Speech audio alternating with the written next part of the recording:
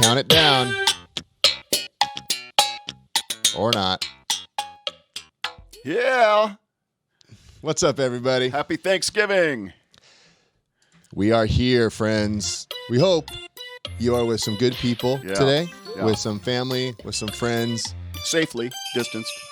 That's right. And enjoying Thanksgiving. Absolutely. It's an amazing time, regardless of your own story or struggle, wherever you're at in life, just to pause and be grateful for the things that we can so oftentimes take for granted. I know there's so many things in my life that I don't think about. Then you pause and reflect on it. Like, man, I am so lucky, you know. Oh, so my gosh, yes. Good time for that. And, of course, Thanksgiving is a United States kind of moment, but everybody all over the world can take time to be thankful for somebody and some things that they know. And, of course, family, our business. We're very thankful for you as our crew, Axtell Nation, as Mario said. As Mario says.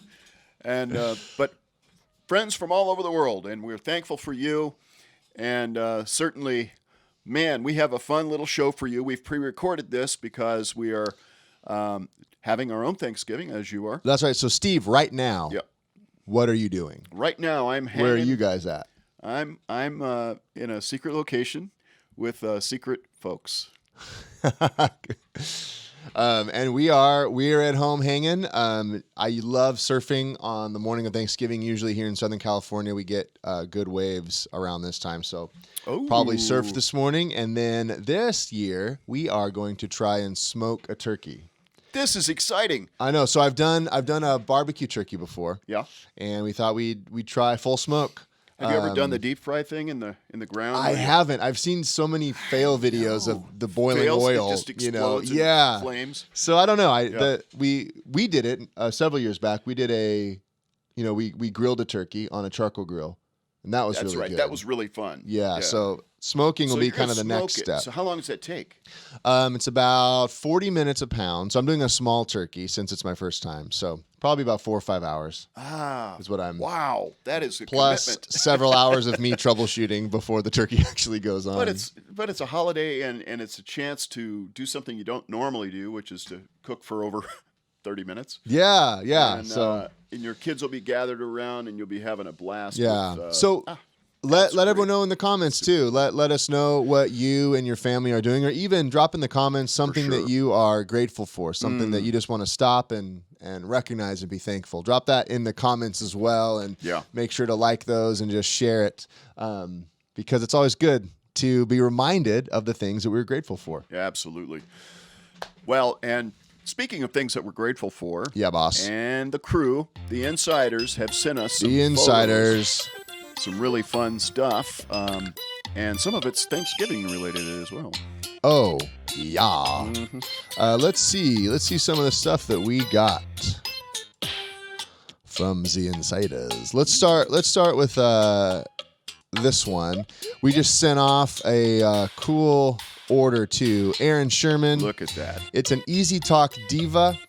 That's built on to the Easy Talk, and I love it. Look at the dinkies. We got the brown rabbit, which is now available on the website. Yep.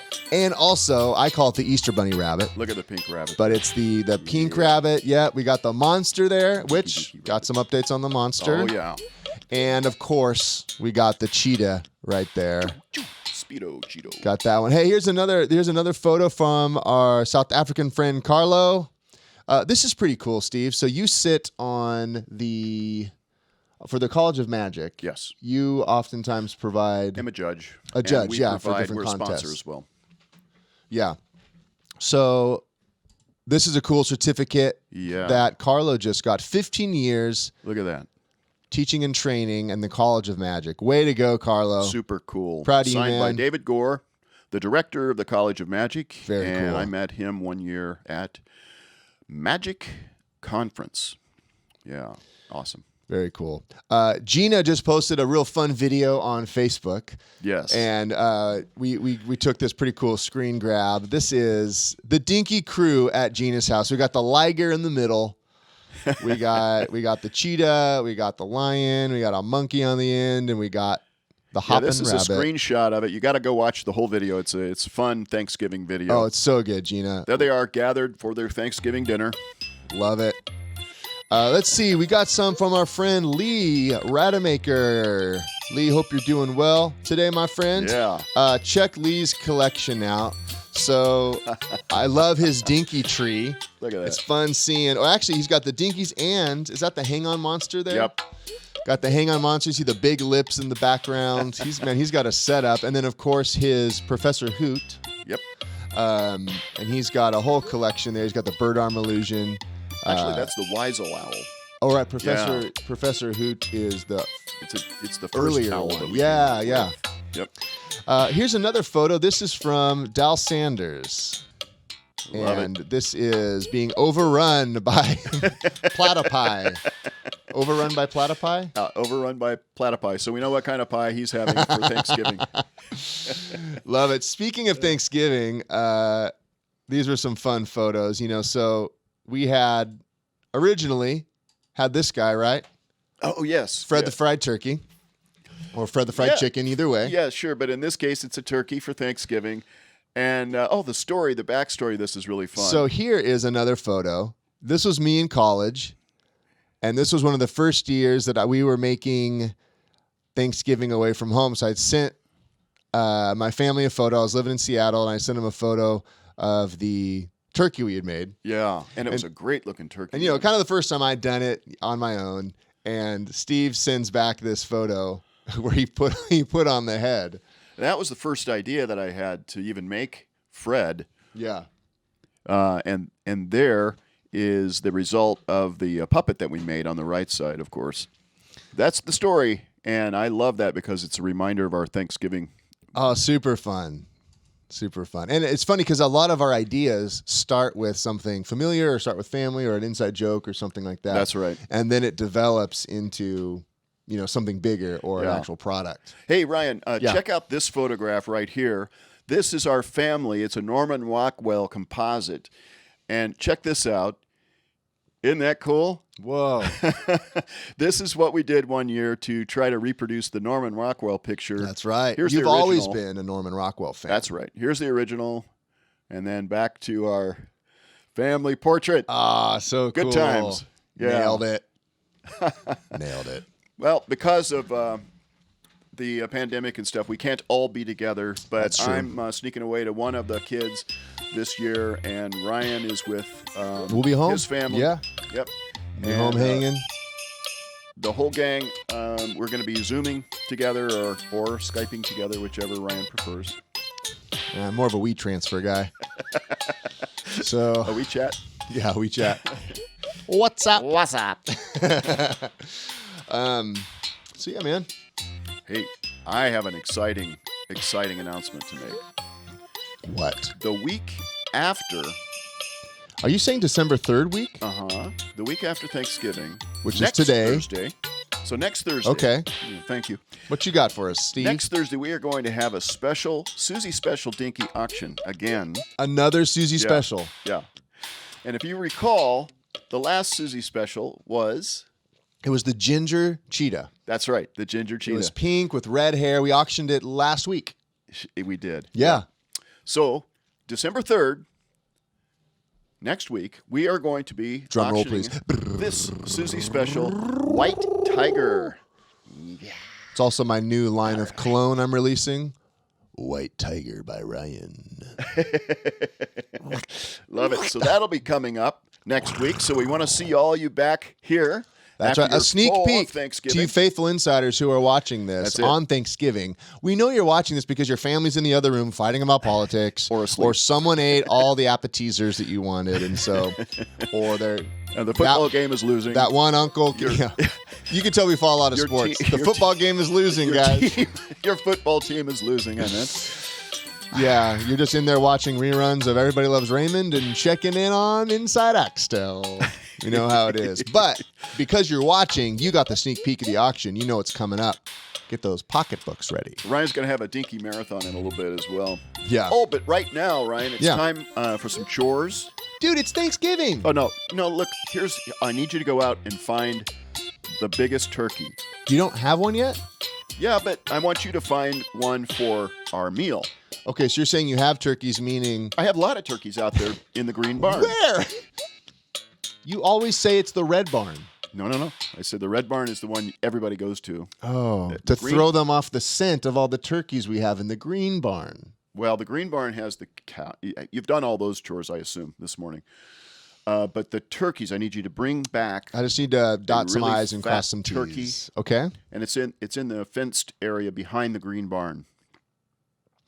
Okay, so not only is it not in the barn I can never find, it's actually in another area that's near it.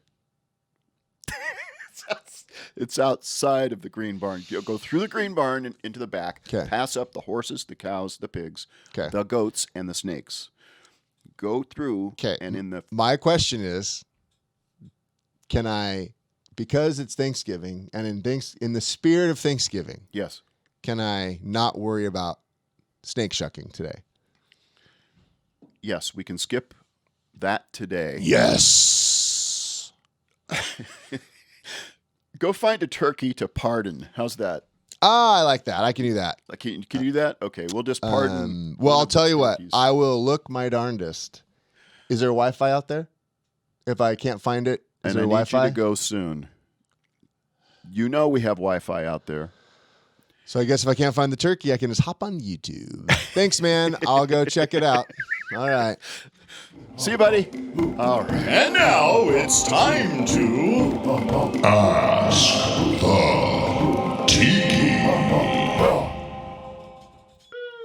Give it to you, baby. Oh, that feels good. Give me fuel, give me fire, give me that which I desire.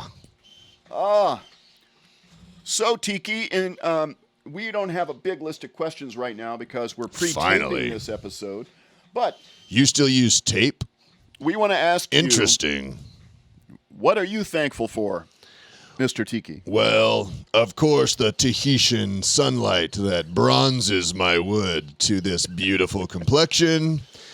The sands of time which blast off my porcelain chiclet teeth so they look so sanded and clean. Yes, they do, actually. Of course, the insiders, because they are making the world a happier place. They are actually. Yeah, you guys are doing a great job of keeping kids smiling, even though it's on Pandemivision. That's right. And also, I picked up a few more followers on my Tiki Talk account. That's awesome. Feeling pretty good about that. Tell us about your friends and what friends you are thankful for this year. Well, thanks for asking, Steve. You know, being a tiki in the island of Tahiti, where I magically appear on your table when you need things, much like a genie with lesser powers, I don't have many friends. Well, I thought you'd mention me. Well, this is more of a business relationship. I thought you would make me a power user if I always answered these questions. But I do have friends. I have, of course, Zed the zombie. You guys saw him a few weeks ago. He's a good friend of mine. Also, any Dinky, of course, because they can live in the branches of the Tahitian palm trees surrounding me. You actually And asked, eat the coconuts. you actually asked if you could eat a dinky today. I mean, my mouth is big enough. See if it fits, Steve. Ready? We have monkeys, Oogalaka, we have oogalaka, cheetahs, we oogalaka, have lions, oogalaka, oogalaka, oogalaka, oogalaka, or oogalaka, monsters. oogalaka. Which would you prefer?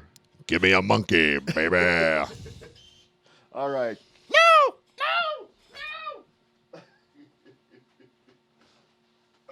There we go. It's a bit chewy, Steve. This is the Dinky Depository. Do you have any pepperoni pizza? I think I would much prefer that. It's grabbing my uvula, Steve. Take it out. Let go of my uvula. No uvula grabbing. Never again. The monkey knew he's just an actor. No animals were hurt in the making of this video. He's a stunt dinky, available at thedinkies.com/stunts.html. Well, thank you, Mr. Tiki, for visiting with us. I want to wish you a happy Thanksgiving. And after you eat turkey Yes. and drink the milk, what Okay. happens to you? Sleepy. So. Hey, Steve. Coming back, my brother. All right. My son. Hey, man. Hey, Brian. Okay, so progress report. Yeah. Couldn't find the barn. Wasn't a lot of Wi-Fi. So I used the company credit card. I got a hotspot. Amazon delivered it in time. Got it set up. Watched a little bit of The Office. On my way back, I saw a bird in the distance. It was a pigeon. So maybe lower your expectations of the fowl you will be eating for Thanksgiving. Well, I ask you to pardon one. I've already got one in the oven. Whoops. Did you cook it? The pigeon? I was cooking the crow. The pigeon was for the smoker.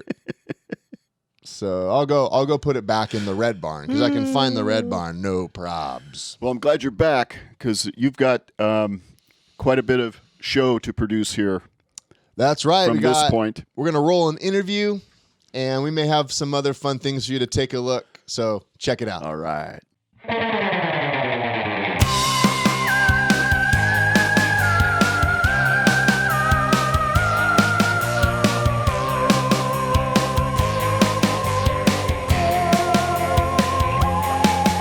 I'm a monster. I'm a spooky guy. I have big old horns and a scary smile. I have hair all over. You know it's true. You better run when I say boo! Hey, little guy, you're cute. Hey, stop that. You're supposed to be scared of me.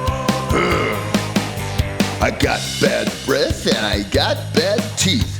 One big eye and stinky feet. Are you terrified? What will you do? I bet you'll scream when I say boo! You're not scary. I like you. But I'm a huge, terrible monster! No, you're not. What are you talking about? Ugh, I don't get it.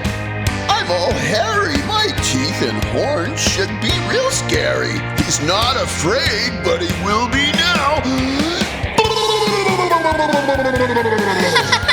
You're funny. All right, that's it. I'm out of here. No, don't go. Come on, let's play. Hey, put me down. That tickles. Oh, this is so frustrating. I'm a monster!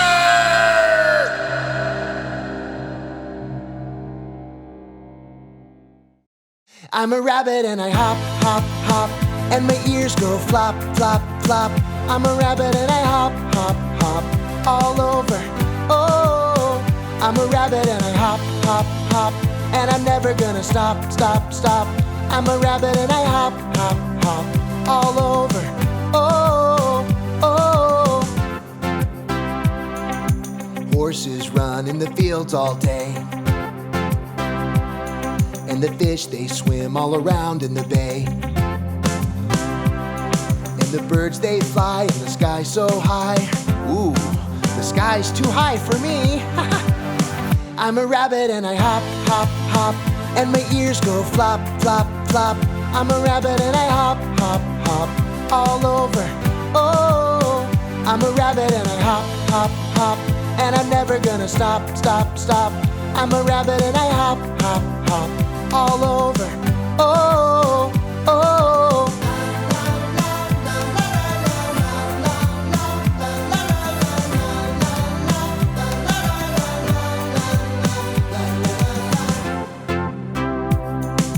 Cheetahs are real fast, you know, but tortoises are super slow. And the crabs walk sideways through the sand. Sideways? What? I'm a rabbit and I hop, hop, hop, and my ears go flop, flop, flop. I'm a rabbit and I hop, hop, hop, all over. Oh, I'm a rabbit and I hop, hop, hop, and I'm never gonna stop, stop, stop. I'm a rabbit and I hop, hop, hop, all over. Oh, oh.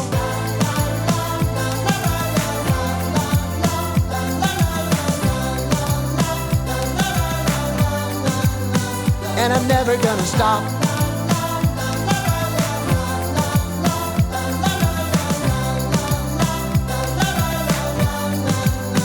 And I'm never gonna stop.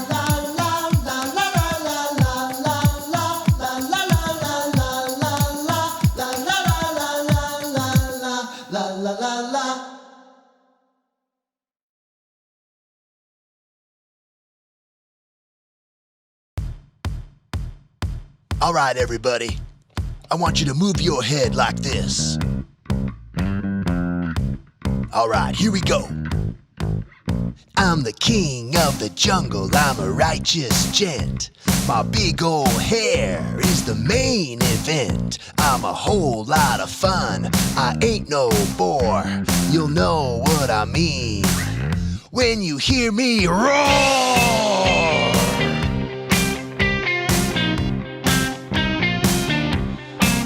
I'm at the top of the chain, I'm part of the pride. I got my brothers and sisters here by my side. I have a whole lot of buddies, but I'm looking for more. I hope you'll be my friend when you hear me roar.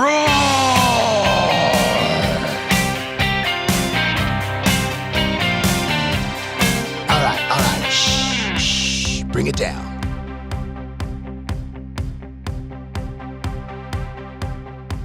I'm not always loud, I like to kick back. Sitting in the shade, I'm a real cool cat.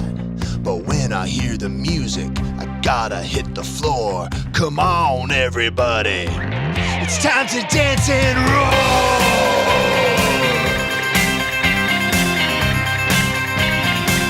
It's time to dance and roar.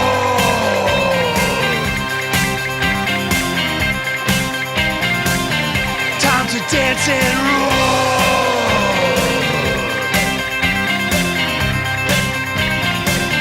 Time to dance and roar.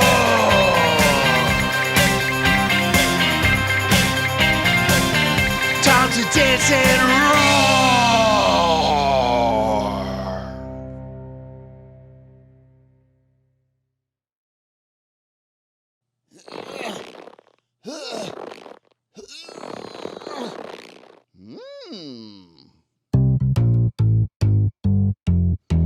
Banana, nana, nana. Banana, nana, nana. Banana, nana, nana. Banana, nana, nana. Banana, nana, nana. Banana, nana, nana. Banana, nana, nana. Faster, faster. Huh? Banana, nana, nana. Banana, nana, nana. Banana, nana, nana. Banana, nana, nana. Banana, nana, nana. Banana, nana, nana. Banana, nana, nana. Faster, faster. Okay. Banana, nana, nana. Banana, nana, nana. Banana, nana, nana. Banana, nana, nana. Banana, nana, nana. Banana, nana, nana. Banana, nana, nana.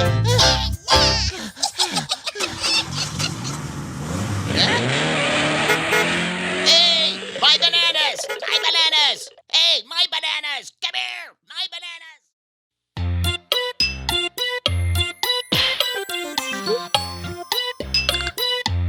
Lewis Mitchell. Steve Axtell. Dude, how are you doing? I'm great, man. How are you? This is so wonderful to see you now. So you're in New York right now? Yeah, I'm in Queens. It's Rico Park, Queens. All right.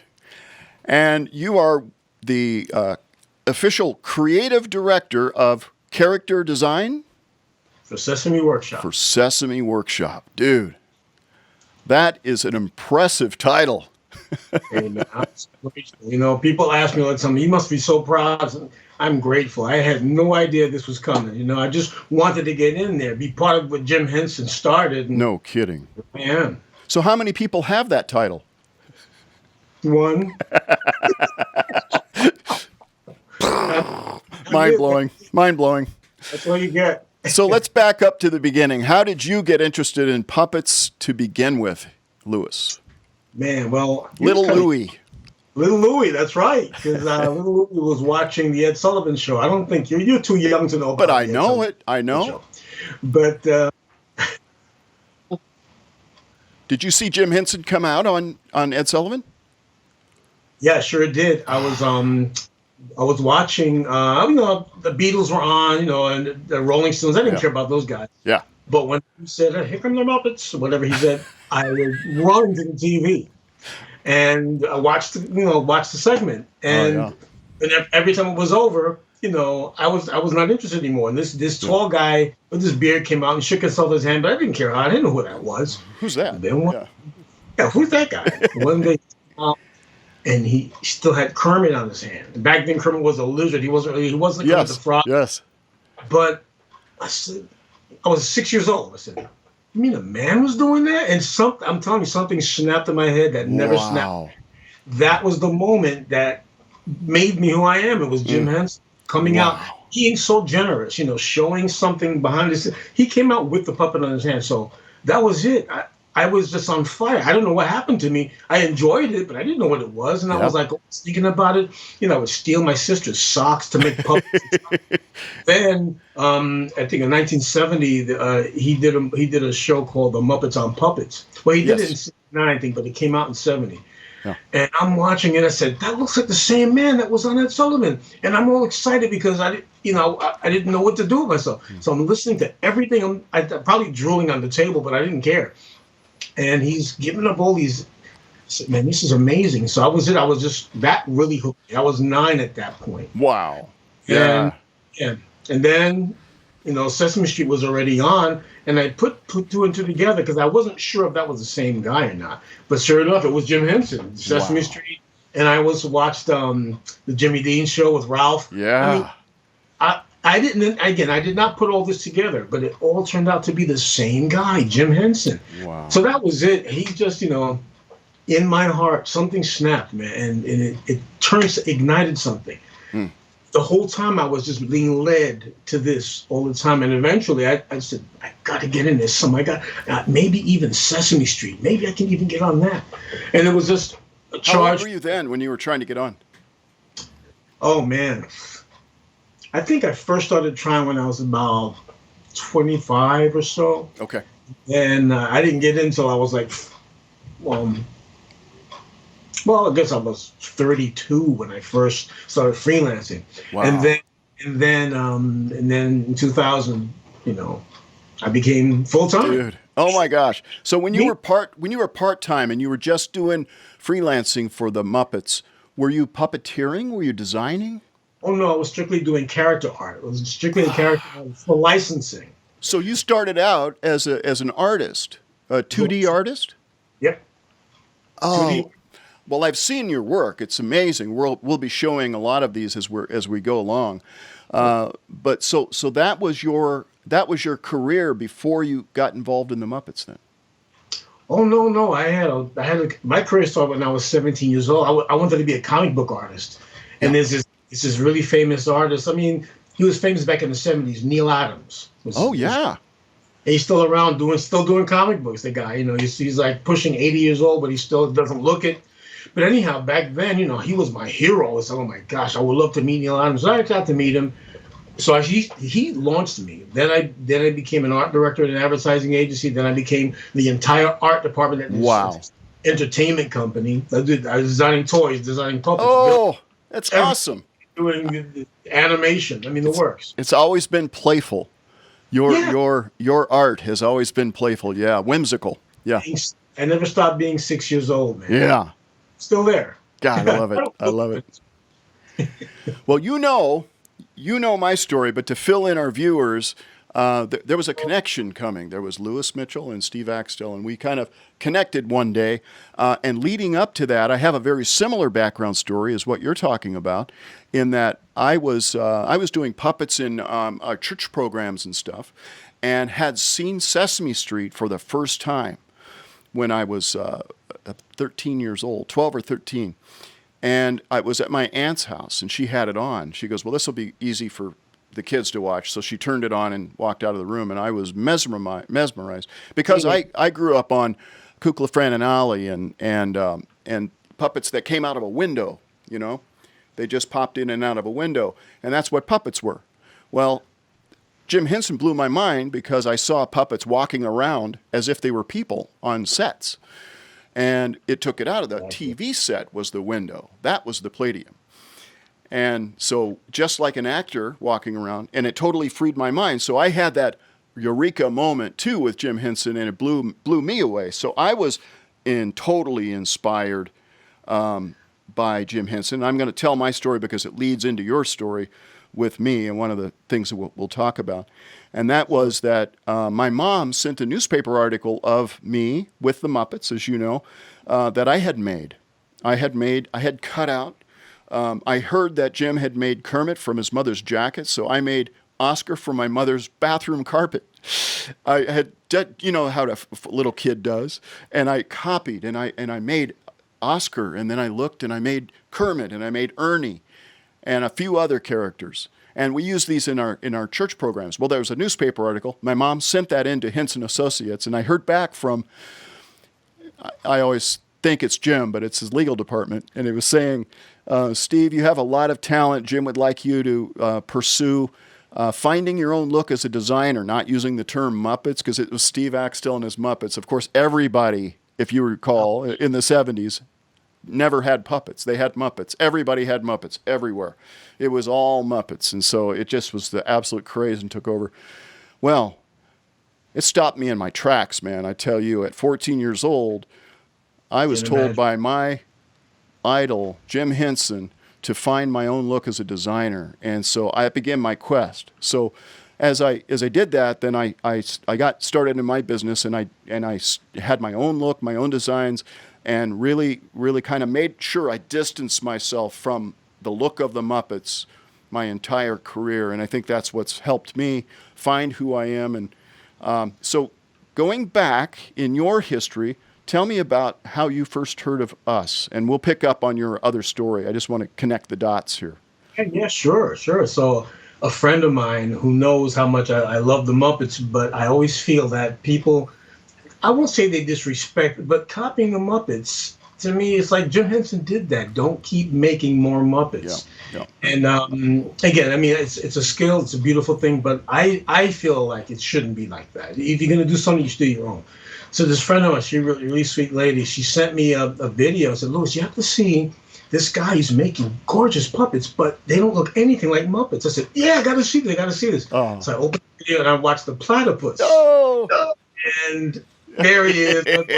He introduced us. Oh. So I watched, I said, oh my gosh, this is amazing. And I just started digging in and looking at everything he had on that website. Wow. I had to find more. And I said, I have to reach out to this guy and let him know I'm so proud of him I mean, they're gorgeous, but they are nothing like the Muppets. And that meant so much to me. You know, Jim Henson, I love that man. I mean, I'm so respect what he did and how he changed everything. Yeah. So you're like a genius of some kind, man, because to be able to switch gears, still make gorgeous puppets. It's like, well, it was so cool because when you called me up, it really fed my spirit. It gave me such a lift, and because, you know, we're all mavericks out here doing our own thing, a lot of these guys, but you're on the truck, man. You are on Sesame Street, and you are the character designer. When you called me and said that, you said something about that, you know, Steve wants you to know you inspire us, but I keep playing that platypus song so much that people come into my office and tell me to shut it off. God, I love that. It was so neat. I could never learn to sing it either. I could never quite get my mouth to do it right. I'm a platypus. There you go. And I think we even teased about maybe it could be the letter P on Sesame Street. So, yeah, you know, that's right. We talked about that. Oh, I wish it had happened. Oh, well. So anyway, what we did was we talked and we communicated. And you've helped me out as being a judge on some of our contests that we had, video contests. And over the years, we've had a lot of laughs, and we're planning on getting together in person when this thing's over. And it's great. So going back, thank you very much anyway for connecting with me on all of that. Your artwork continued through that story because you sent me a poster that you had illustrated, this incredible poster, and you had several of the Muppet puppeteers and also some of the actors and actresses that were on the Sesame Street sign the poster for me, and one of those was Carol Spinney, who just died. Can you? Of course, he was Big Bird and Oscar, and who else was that his two characters? Did he have any others? Or? I don't think he ever did anything but those two. Well, Okay. That was huge, though. Oh, absolutely. I mean- Full time. Either one of them, full time. Yeah. Right. I mean, the thing is that there are times when both of them were in one scene. So they had to get his backup guy to do Oscar. Yeah. He was going to get the bird, though. Was it Carol that walked around in the garbage man suit when he had Oscar? Yeah. Yeah, that was Carol. Yeah. Of course, it had to be. Carol. So Carol was just amazing. He was also one of Axtell customers. Nice, man. Yeah, he bought some of our bird puppets because he would do school appearances as a celebrity, as Big Bird, but he wasn't allowed to take around a Big Bird puppet because you can't see Big Bird as he's real. I guess that was the point, right? All the characters are real, just like at Disney. These are real characters, so you don't break that. At least then they didn't. Right. Things have changed. Yeah, And it's that's a little okay. more behind the scenes now. It was because of Jim Henson opening up and showing him working Kermit That's that it. changed my life. So Wow. Yeah, totally. Now, so your illustrations have continued all through your work. That is what you do. You illustrate and design the new characters, right, for Sesame Street? Yeah, any new Muppets they come across. I mean, not every single one of them, Yeah. but one of the initial ones. Probably the most significant one I designed recently, was Julia, the one that represents autism. Yes. That was the thing about that again. It's like there's a spiritual connection to this because I had years before I even knew Sesame was working on that. I had volunteered at the school. A friend of mine. A woman named Rachel, she said, Louis, you'd be great to volunteer at the school I work at for kids on the spectrum. Oh. So I don't want to, will I mess up their progress? I don't know what I'm doing. He said, you just got to go and love them. So I can do that because I love kids. I went there, teamed up with a couple of kids. It was just beautiful for a while. Wow.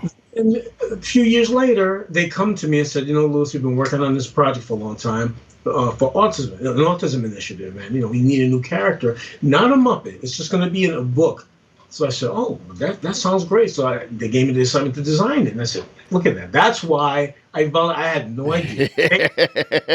Look at this. It came together beautifully. So yeah, and it was a challenge, a big challenge, but. It took a year. I was going to all the summits and all the things. I got all the information I could possibly need.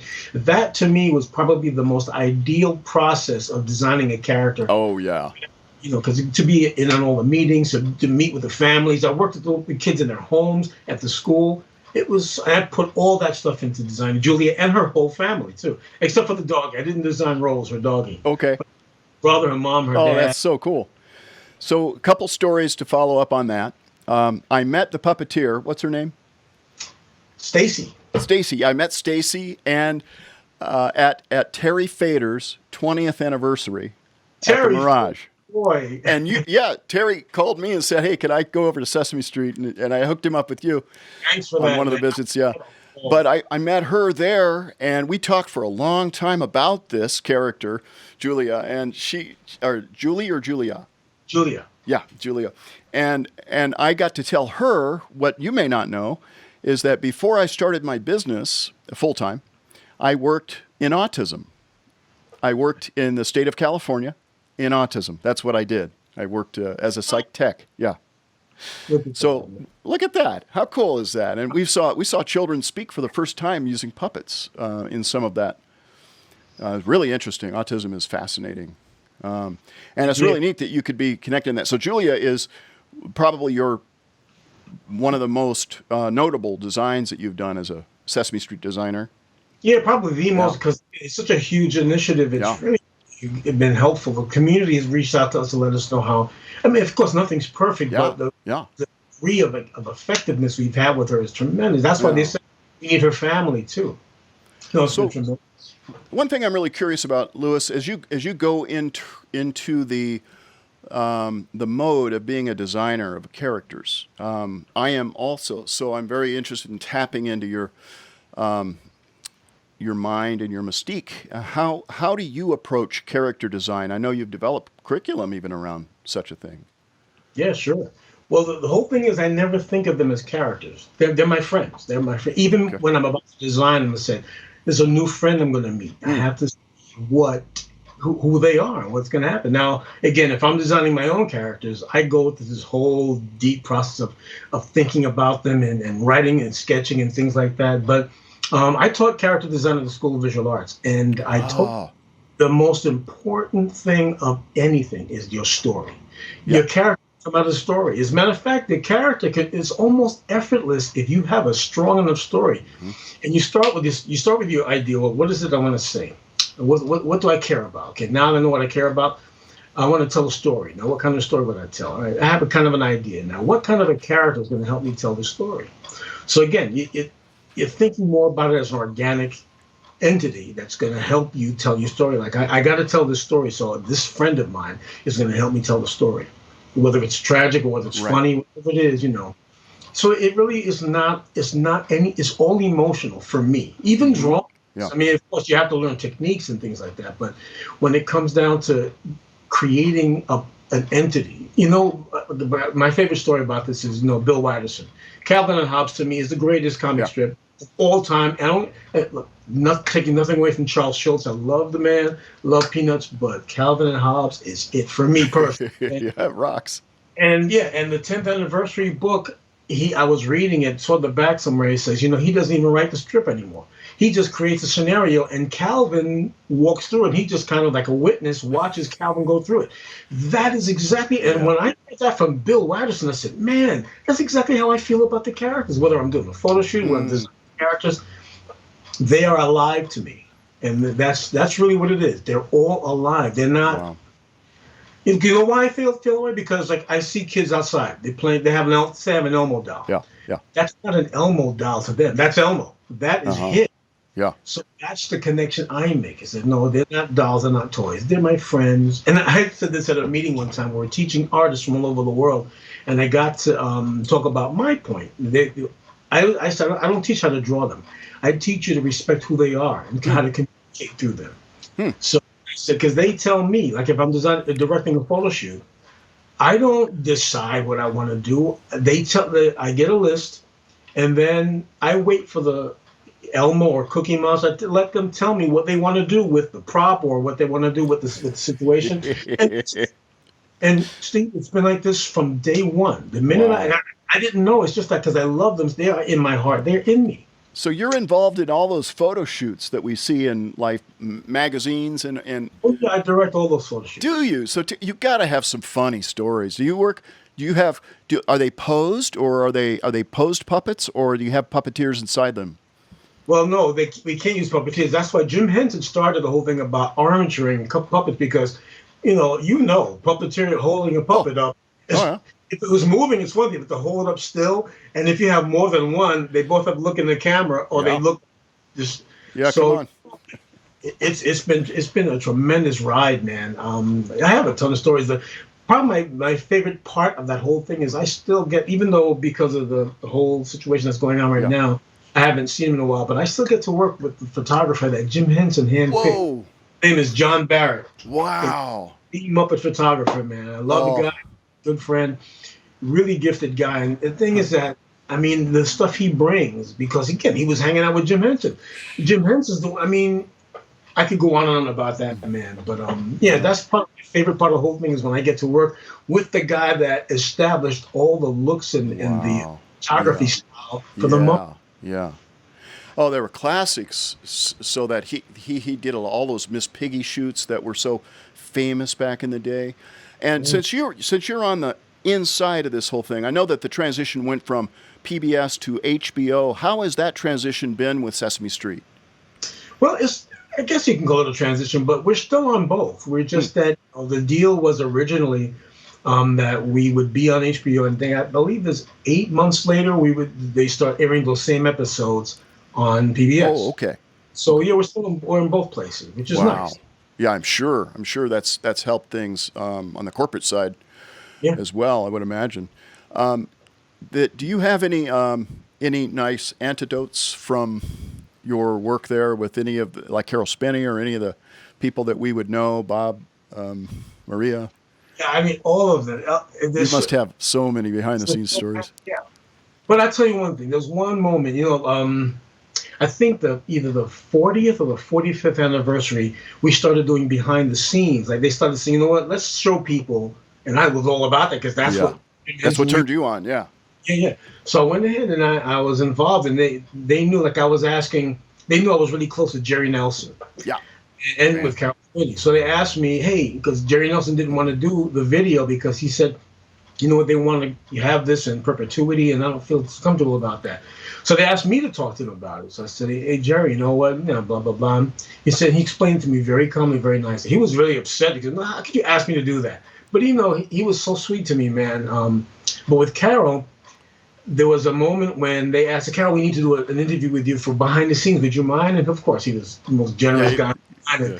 So he said, and so they asked me to ask him. So I said, Carol, would you mind doing this for us? I said, only if you do it with me, Louis. I said, what do you mean? He said, I just want to talk to you. I don't want to look at the camera. I said, Carol, you don't need me. You're Carol Spinney. I said, no, this is the only way I'm going to do it. So I said, all right. So I went up there and I did a little intro, and then we started talking. Within 3 minutes, we forgot about the camera. We were talking about, because he was the very first Muppeteer I ever met. Oh, way back. I got my first assignment back in 1993 is when I actually met him, and went on the set for the first time, and I brought my son with me, and it was like, my gosh, and the sloppy jalopy, Oscar's car was right up. That's really it. And then I hear the voice, and I turn around, and I see Oscar the Grouch. So Oscar's the first actual Muppet that I got to see, and I loved it. He was beautiful. I don't care if he doesn't like that. He was beautiful just to see a Muppet. After a while, and Carol came out and everything, and I got to meet him, and he was just the sweetest guy. Yeah. And the thing is, my son was with me, and what got me close is my son asked him. He actually asked John Stone. John Stone was directing that day, and my son said, Dad, I have a question. I said, well, you know what? You can ask. Don't feel bad. You can ask the director or the producer. You can ask, because I'm learning this too. So he asked John Stone, said, sir, could you tell me, I see that he was 9 years old, by the way. Okay. He said that the puppeteers, when they're puppeteering, they have to reverse their performance because the monitor is not like a mirror. Why don't you reverse the signal so it's more like a mirror? It'd be easier for them. Wow. I never thought about it. 9 years old? 9 years old. And John Stone says, where did you get this kid? And Carol Spinney said, you are a genius. Come here. I want to show you something. So Carol took my son behind Oscar's garden. Now, I had not even touched the Muppet yet. I've only seen them. It was the first time I was seeing a Muppet. Wow. Went around. He took my son behind the can, put Oscar on my son's hand. No. My son was puppeteering Oscar, even working the eyelids. Wow. I mean, he found the ring inside and did all this great stuff. So Carol, that was it. Carol was so enamored with my son. Oh, that's cool. That we got so tight. And we were friends up until he passed. Man, that is an amazing story. What an incredible man. And what an incredible man you are. Thank you so much for sharing all of this with us. You have a... How could people get in touch with you if they want to say hi or look into your classes that you might be teaching? You know what? I'm on Facebook. That's the only place I'm on right now because it's easy. So many people find me that way. Yeah. So this is Louis Henry Mitchell. I'm on Facebook. Just reach out and say hi. You're a rock star, man. Thank you for doing this with us. Thank you for being part of Inside Axtell. Appreciate it. Thanks for having me, man. Appreciate it.